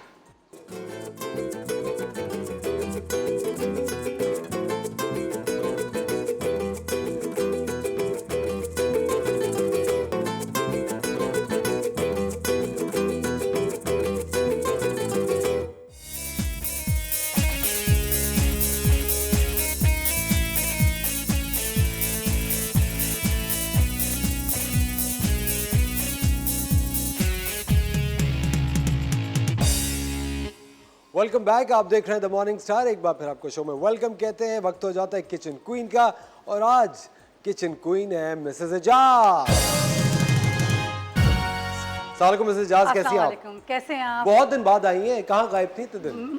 काफी बिजी थी और बहुत ही खुशी की खबरें थी, वो आपको मैं बताऊंगी। अच्छा, बाद में बताएंगी? प्रोग्राम के बाद में। अच्छा जरूर। बहुत बिजी थी। क्या बना रही हैं आज आप? आज मैं, क्योंकि बकरीद गुजरी है तो जाहिर है उससे तो हम ज़रा ज़्यादा सॉलिड गोश्त की चीज़ें खा रहे थे। अब मैंने सोचा क्यों ना सब्जी के साथ कोई चीज़ हो, तो मेरा एक फेवरेट चीज़ है और अब आप खाएंगे ना तो वो एक स्पेशल है, सादा वाला नहीं है, अरवी गोश्त। अरवी गोश्त बना रही है? क्या हो गया, इतनी खुशी की कोई बात नहीं है, अरवी गोश्त सीधा ऊपर जाएगा यहाँ से। क्या देखिए फजूल में गाँव, ये भी बड़ा चटपटा गाँव वाला है। बसा नहीं, लुटेरे पहले से वहाँ खड़े हुए। जी जी चले बताएं। जी, और असला ये बहुत चटपटा वाला है। ऐसा लगे खाते जैसे कोई कोरमे की टच आ रही है या कोई जबरदस्त सालन, वो सादा वाला नहीं है कि सिंपल सालन भुना और मसाला। और आप बीफ में बना रही हैं? हाँ, मैं दोनों ही बनाती हूँ, मगर मैं सादा भी बनाती हूँ बगैर गोश्त के भी। मगर अच्छा। गोश्त था तो मैंने कहा आजकल चल रहा है तो उसके साथ सब्जी के साथ क्यों ना हो। बिल्कुल तो सही। और फिर अरवी आजकल चल भी रही है तो अच्छी लगती है, आजकल आई हुई है। बिल्कुल। तो अभी आप मटन में बना रही हैं? मैं बीफ में बना रही हूँ। बीफ में बना रही हैं, हाँ। जबरदस्त। प्लीज स्टार्ट करें। ठीक है, सही। ऑडियंस को भी बताते रहे क्या क्या कर रही हाँ हैं। देखिए, मैं इसमें ना 4 टेबल स्पून 4 से 5 टेबल स्पून जो है वो ऑयल डालूंगी।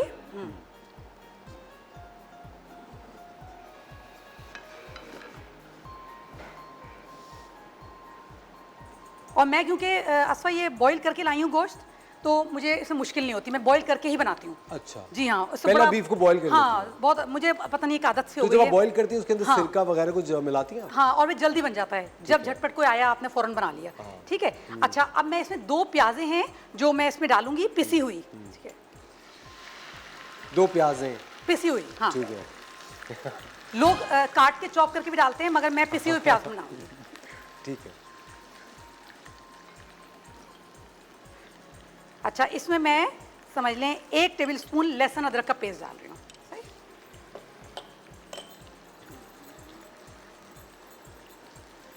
और असफर, आपको पता है कि सब्जी के साथ जो गोश्त में मज़ा आता है उसकी तो बात ही और है। आलू गोश्त खाती हैं आप? अरे आलू गोश्त तो मेरे घर में तो मेरे मियाँ का फेवरेट है। सही बताएं। हाँ, और आपका क्या फेवरेट है?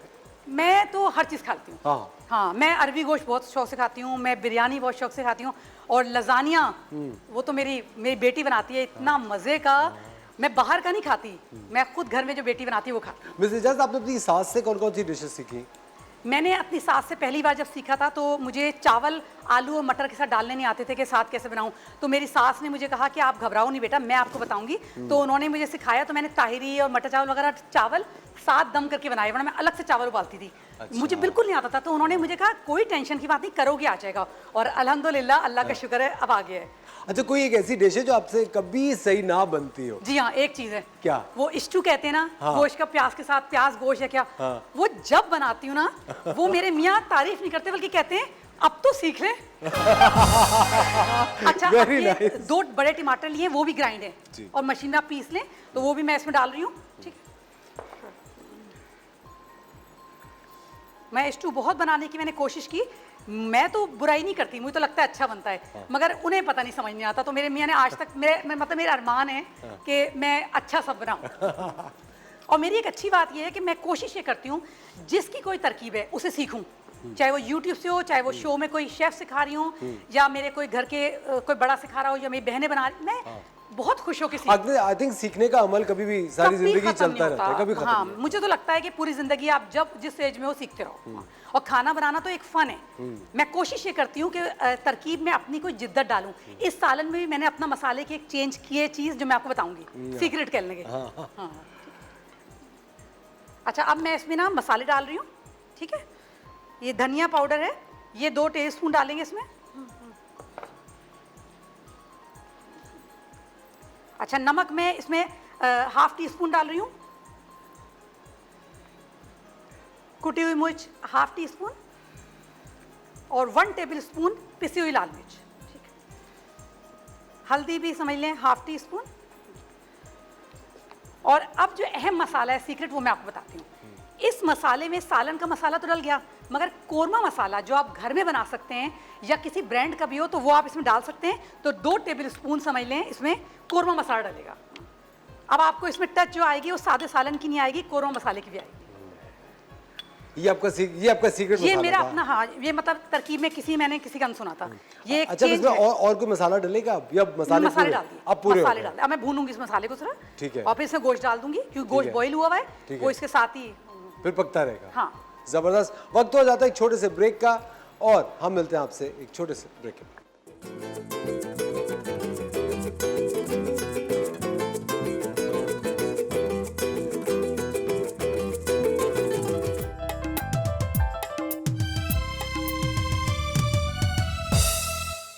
वेलकम बैक खवातीन और हज़रात, आप देख रहे हैं द मॉर्निंग स्टार। एक बार फिर आपको शो में खुशामदीद कहते हैं। किचन में बन रहा है अरवी गोश्त, सारे मसाले भुन चुके हैं और अब गोश्त लैंड कर चुका है।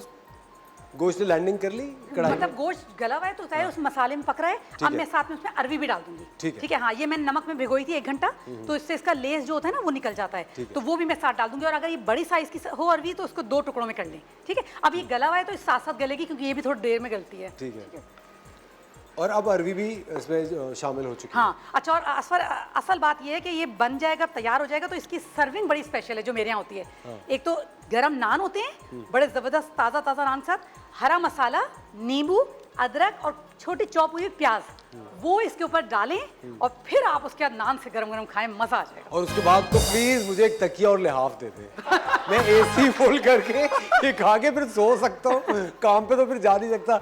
आपकी मुलाकात कराते मेरी एक बहुत अच्छी दोस्त है। कौन कहते हैं कि दोस्त सिर्फ एक एज तक ही बनते हैं। मैं लंदन गया था एक शो करने के लिए और वहाँ इतनी खूबसूरत आवाज़, एक बेहतरीन पर्सनालिटी, एक बहुत ही शानदार टैलेंट पाकिस्तान का, हमारे साथ एक बहुत ही बेहतरीन सिंगर ईमान फातिमा। कैसे हैं ईमान? मैं ठीक हूँ, अस्सलाम वालेकुम, गुड मॉर्निंग सब देखने वालों को गुड मॉर्निंग। मेरा शो चोरी करने आ गई है।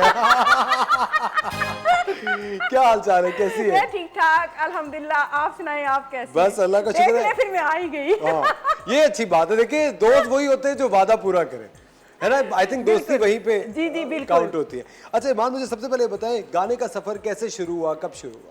7 साल हो गया मुझे गाना, और मुझे लगता नहीं था कि मैं गाऊंगी, क्योंकि मेरे घर वाले, मेरे पूरे खानदान में कोई सिंगर नहीं है, कोई शोबिज़ की लाइन में नहीं है।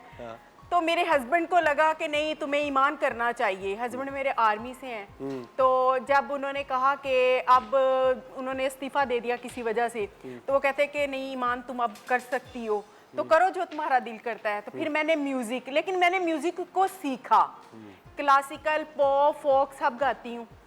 फिर मैं सबसे पहले मैंने अपनी एल्बम की, उसके बाद फिर एल्बम की। अब मैं एक माह बाद मेरा गाना आता रहता है। सिंगल्स? जी जी जी। सिंगल्स आते रहते हैं ना? हाँ जी, आते रहते हैं। लेकिन ईमान, मैंने एक चीज़ आपकी नोटिस की है, आप लाइव ऑडियंस के साथ बेहतरीन है। आप किस तरह ऑडियंस को एकदम से अप कर देती हैं गाते हुए। कभी क्योंकि हर आर्टिस्ट होता है, मुझे भी कभी मैं होस्टिंग कर रहा हूँ तो जब लाइव ऑडियंस होती है थोड़ी सी नर्वसनेस तो होती है, थोड़ा आप हो जाते हैं, कॉन्शियस होते हैं, लेकिन कोई नहीं होते। आप तो बिल्कुल भी नहीं, और मैं भी बिल्कुल नहीं हूँ। वो इसलिए कि मुझे लोगों से एनर्जी आती है।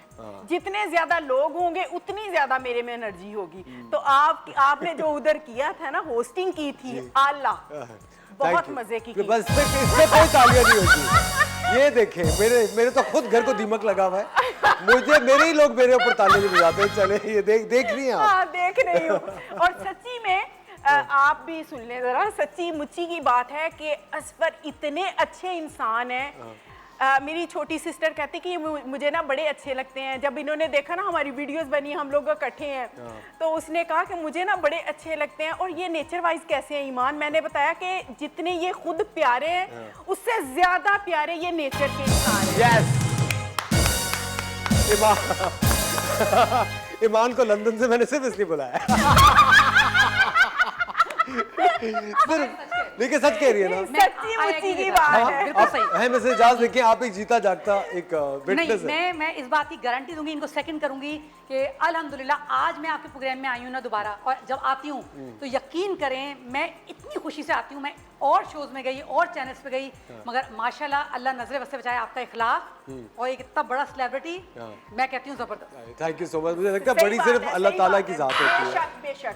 और इसको संभालना जो आपने चीखें संभाला निकल हुआ रही है है। पीछे ईमान, आप ही उन्हें चुप करा सकती हैं। ये जो बैंड की तबीयत खराब हो रही है एकदम से। अच्छा ईमान, मुझे एक बात बताएं, जब आप म्यूजिक बना रही होती हैं तो आप देखिए आर्टिस्ट होता है वो दो चीज़ों को फोकस कर रहा होता है। एक तो कि एक जो चलता हुआ ट्रेंड होता है कि यार भंगड़े का ट्रेंड चल रहा है या फोक का ट्रेंड चल रहा है तो मैं वही बनाऊं, और एक होता है कि यार नहीं, मैं इस म्यूजिक में बिलीव करती हूँ, मेरा इसमें दिल है तो मैं ये बनाऊंगी। नहीं, मेरा है मेन वोकल, कि मुझे क्या सूट करता है, मेरी आवाज़ पे क्या सूट करता है। मैं क्लासिकल भी गा लेती हूँ, मैं गज़ल भी गा लेती हूँ, मैं कव्वाली भी, मैं सूफी कलाम भी, फोक पॉक सब मैं म्यूज़िक कर लेती हूँ। बट मेरी आवाज़ वो क्या मांगती है, वो क्या सूट करता है मेरी आवाज़ को, वो है फोक। तो मैं ज़्यादा मुझे जो अच्छे लगते हैं, क्योंकि मैं खुद भी बड़ी शरारती और हंसमुख, माशाल्लाह लाइवली। तो इसलिए मैं खुशी वाले गाने ज़्यादा पसंद करती हूँ। भंगड़ा टाइप हो जाए, दूसरों को खुश करना। परेशानियां तो इंसान की लाइफ में आती जाती रहती हैं, बट ज़्यादा मैं कहती हूँ कि खुश रहो। बहुत सारी चीजें आपकी खत्म हो जाती हैं, बड़ी बीमारियां खत्म हो जाती हैं अगर खुश रहे तो। अगर खुश रहे कितनी अच्छी बात है। लेकिन ईमान, बहुत सारी जिंदगी में ऐसे भी तो लोग मिलते हैं ना जो आपकी खुशी को डाउन करना चाहते हैं, जेलस होते हैं, या कभी अगर कोई बहुत करीब की भी सहेली होगी आपकी, वो कहेगी हाँ ईमान गाना तो अच्छा है लेकिन वो बात नहीं आ रही, मुझे वैसे मेरे साथ कोई जेलसी वाली है ही नहीं, मेरे इर्द गिर्द के लोग भी जेलसी वाले नहीं हैं, बड़े अच्छे लोग हैं। लेकिन मुझे कहीं कहीं ऐसा लगता है कुछ लोग ऐसे होते हैं कि उनकी तरफ से ना वो खुश होंगे, अल्लाह पाक ने हर चीज से नवाजा होगा, लेकिन वो उसके बावजूद भी मायूस हो गए।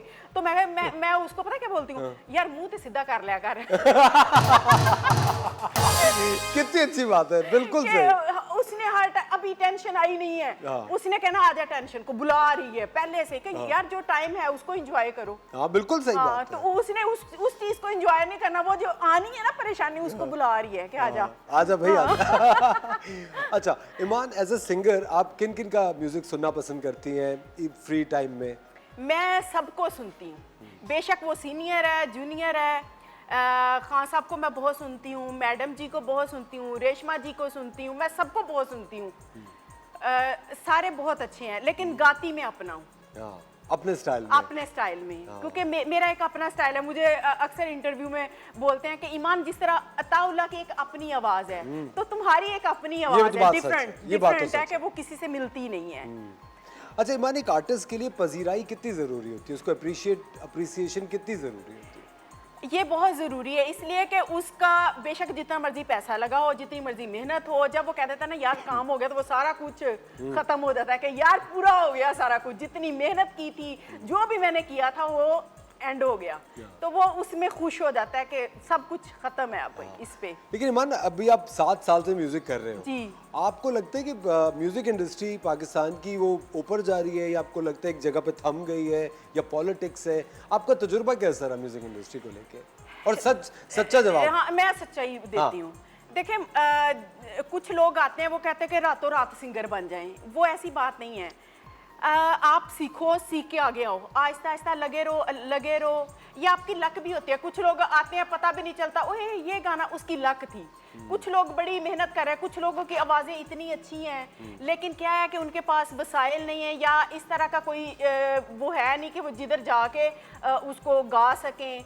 तो इसलिए आप लगे रहो, जब आपकी नीयत अच्छी होगी, आप लगे रहोगे, डटे रहोगे, तो वो ज़रूर आपको कामयाब करेगी। क्या बात है, क्या बात है, वेरी गुड। ये बेहतरीन इन्होंने बात की, और ये बात भी हम आपको रोजाना शो में यही बात बता रहे होते हैं कि आप लगे रहे, और जब आप लगे रहते हैं किसी भी काम में तो अल्लाह ताला उसके अंदर बरकत डालता है। वक्त हो जाता है एक छोटे से ब्रेक का, लेकिन ब्रेक के बाद आपको दिखाएंगे ईमान का एक शानदार सा गाना। मिलते हैं आपसे थोड़ी सी देर।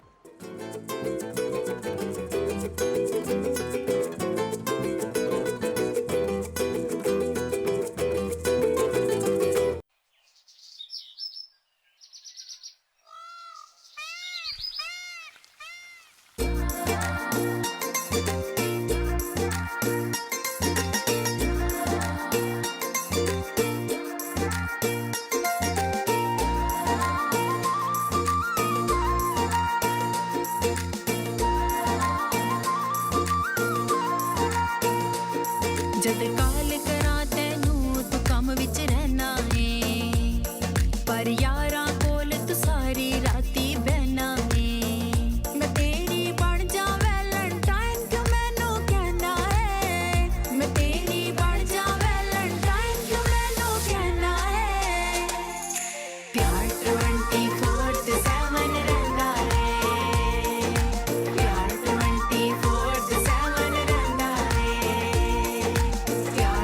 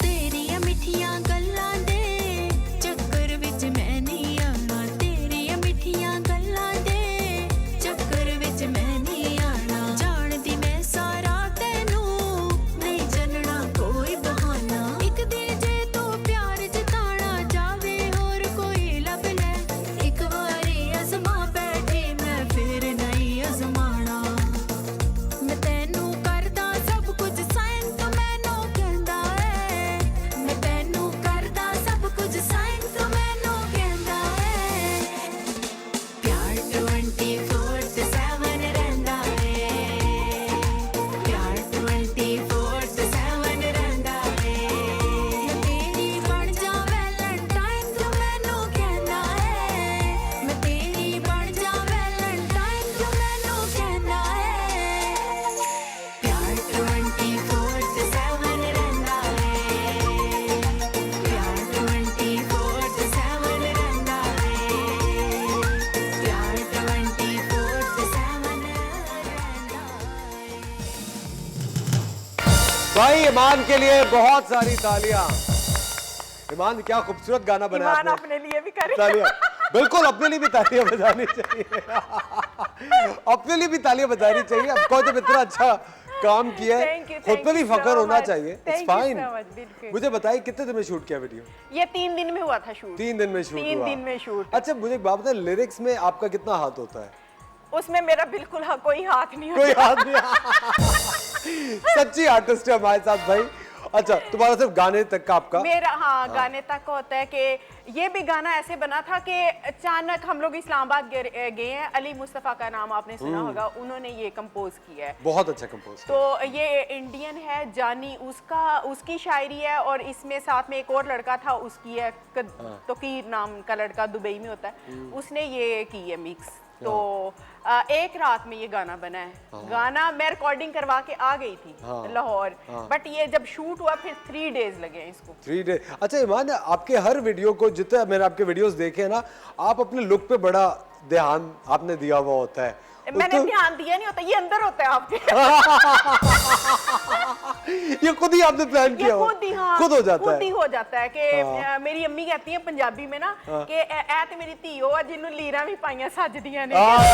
क्या बात है, ये तो सच है, ये तो बात बिल्कुल सच है। ये मैं इस पे अग्री करूंगा। लेकिन मुझे एक बात बताए ईमान, कभी ऐसा होता है कि किसी दिन बहुत मूड ऑफ हो, कुछ होता है कभी, कुछ तो ऐसे दिन आते होंगे ना और उस दिन परफॉर्मेंस हो कोई? नहीं, कभी नहीं मेरे साथ ऐसा हुआ। कभी कहता है ना कि कभी कभी दिल ऐसे उदास हो जाता है। मेरे मुलाजमों का भी हो तो मैं कहती हूँ यार मुंह ते सीधा कर, की मसला तेनू। लेकिन मैं खुद भी उदास नहीं होती ना, मैं उदास गाने सुनती हूँ, मैं खुश रहती हूँ। और मेरी एहसास कहती है कि ये घर की रौनक है।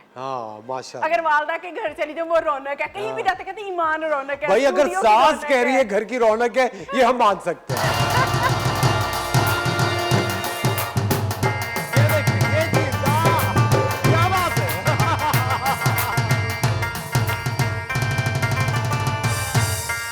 Very good. चलते हैं भाई, अरबी गोश्त का पता कर लें। हाँ जी, करें। जी अरबी गोश्त कहाँ तक पहुंचा मिसेस जाज? समझ लें अब खुशबू आ रही हैं और दिल चाह रहा होगा कि फौरन सर्व हो जाए, बाद थोड़ा सा इंतजार करना पड़ेगा क्योंकि वो तेल उसका ऊपर आ जाए। तो असफर के मुंह में पानी आ रहा है और इनसे ज्यादा म्यूजिशियनों के मुंह में पानी आ रहा है। असल में बात ये है कि आप सब्जी बनाओ, सालन बनाओ, कुछ ऐसा हो ना कि वो लोग खाते आए हैं सिंपल सा आलू सालन और गोभी गोश्त तो पता नहीं क्या क्या पालक गोश्त, मगर कुछ नई सी टच हो कि आपको खाए तो लगे कि वो दावत का खाना खा रहे हैं। वाह वाह तो वाह। ये बात है। बिल्कुल सही। क्या बात है। अभी कितनी देर और है? बस अब तैयार है, आप कहें तो उसमें निकाल लूँ। हाँ, कि तेल please। उसका ऊपर आई गया। बिल्कुल। ईमान आप कुकिंग करती हैं? जी करती हूँ मैं कुकिंग, सब कुछ? आता मुझे सब कुछ। लेकिन रोज करती है क्या? नहीं, मैं नहीं करती अच्छा। नहीं हूँ। रमजान शरीफ में मैं करती हूँ थोड़ी बहुत, ज्यादा नहीं, क्योंकि अब वो पहले टाइम होता था, अब वो टाइम नहीं है कि मैं म्यूजिक, अब मेरा टोटली जो माइंड है ना, फोकस बिल्कुल म्यूजिक है। कि मैंने अब क्या करना है, अब क्या करना है, अब क्या करना है, ये गाना ऐसे नहीं ऐसे होना चाहिए। क्योंकि मैं दुबई में अभी शूट करके आई हूँ। जब मैं लंदन से वापस आई, 3 दिन पाकिस्तान में रुकी, फिर मैं दुबई चली गई, मैं फिर शूट करके आई हूँ। अभी आपको भी साथ लेके जा रही हूँ। हाँ बस सही है। अच्छा भाई, ईमान को आपने देखा है कितनी मल्टी टैलेंटेड हमारे पास आर्टिस्ट है। ईमान चले वो रहा कैमरा, जल्दी से ब्रेक लें। नहीं आप ब्रेक नहीं ब्रेक आज आपने लेना है, आज आपने लेना है। ईमान से लेना है ब्रेक। चले जी, पब्लिक डिमांड है, ईमान ब्रेक ले। चले चले नहीं, जो आप प्यार से बोल, चले मैं आपकी जगह आगे। चले अब मेरे साथ ब्रेक लें। चले चले बोले आप। बोले हम मिलते हैं आपसे थोड़ी सी देर बाद, ब्रेक के बाद।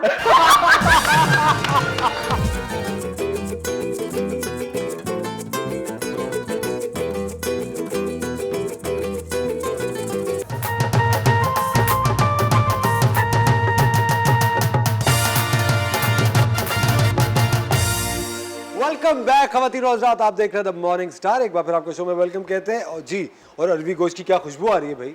कितने मार्क्स, खुशबू को कितने मार्क्स दे रही है? इन्होंने म्यूजिक बताया प्यार 24/7, ये खाने को देख के इन्होंने किया।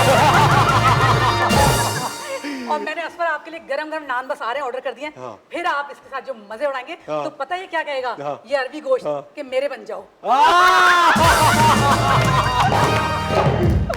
क्या तीर निशाने में मारा है आपने जी।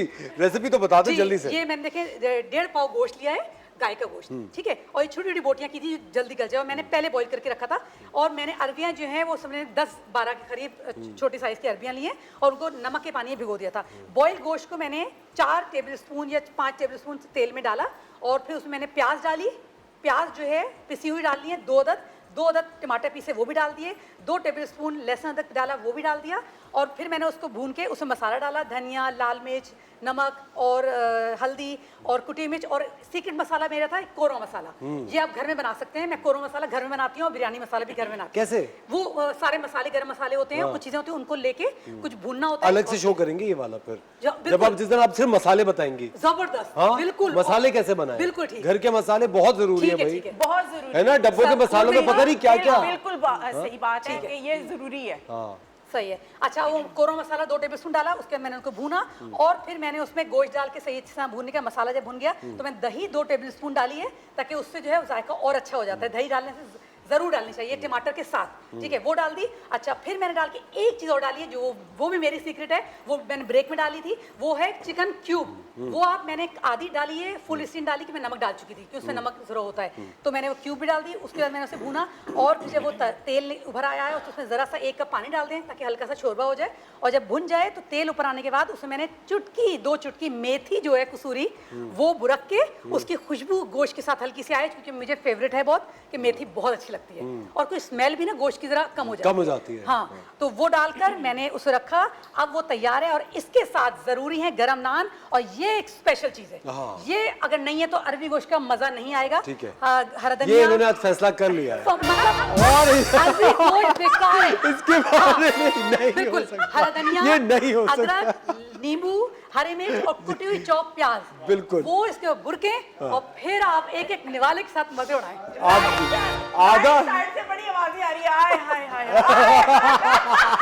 आज अक्सर जो शो देख रहा होगा वो लोग ये सोचेंगे कि अरबी गोश्त की इतनी वाह और इतनी वैल्यू। आपने तो आधा खिला दिया। आधा तो खिला चुकी है बातों में। आधी बात ये है कि मैं कोई जो चीज में फेवरेट हो या मुझे लगता है स्पेशल हो, उसको मैं इतना तारीफ कर लेती हूँ कि कुछ लोग तो कहते हैं कि आपकी चीज का हमें पहले ही एंजॉय हम कर लेते हैं खाने से पहले ही। लेकिन इस अरबी गोश्त का मजा हम आपको डबल कराते हैं। ईमान फातिमा मेरी बड़ी अच्छी फ्रेंड है और एक बहुत ही जबरदस्त इंटरनेशनल आर्टिस्ट है। 7 साल से बेहतरीन गा रही है, हर जॉनरा में गाती है और आज हम इनका आपको लाइव परफॉर्मेंस दिखाएंगे। ईमान प्लीज स्टेज लीजिए, पूरा स्टेज आपका है। और ईमान कौन सा गाना सुना रही है ये बताएं।